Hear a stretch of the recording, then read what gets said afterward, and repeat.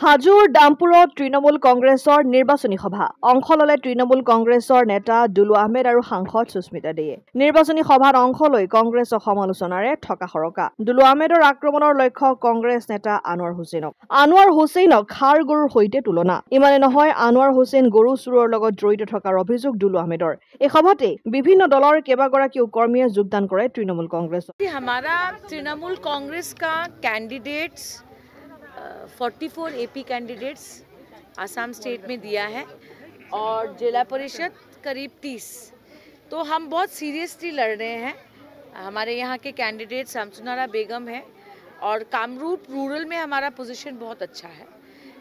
ये सीट में तो कांग्रेस है ही नहीं, वो भाग गए। बीजेपी के साथ कॉन्टेस्ट है और जो पास वाला सीट है वहाँ पर बीजेपी का कोई कैंडिडेट नहीं है, सिर्फ कांग्रेस है। तो फाइट तृणमूल यहाँ भी बीजेपी के साथ लड़ रहे हैं और वहाँ कांग्रेस के अगेंस्ट लड़ रहे हैं। आई फील कि कामरूप रूरल में हमारा रिजल्ट बहुत अच्छा रहेगा। यहाँ दुलू जी बहुत मेहनत कर रहे हैं और उनके साथ जो हमारे कार्यकर्ता लोग हैं वो लोग सब मेहनत कर रहे हैं। अच्छा माहौल है और मेरा मानना है कि कांग्रेस के बारे में जो स्टोरीज आया है मीडिया में, ये टिकट सेल का, इससे कांग्रेस का इमेज बहुत खराब हुआ है। बिजनेस अच्छा हो रहा है हम लोगों का। देखिए, अगर कोई टिकट सेल करता है, क्यों करता है? क्योंकि कांग्रेस का वोट बैंक है, तो वो वोटर को बिक्री कर रहा है, वो गलत है। This is not right.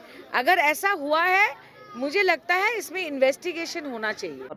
हाजोर পৰা कमला कानडासर रिपोर्ट, अहोम आदित्य।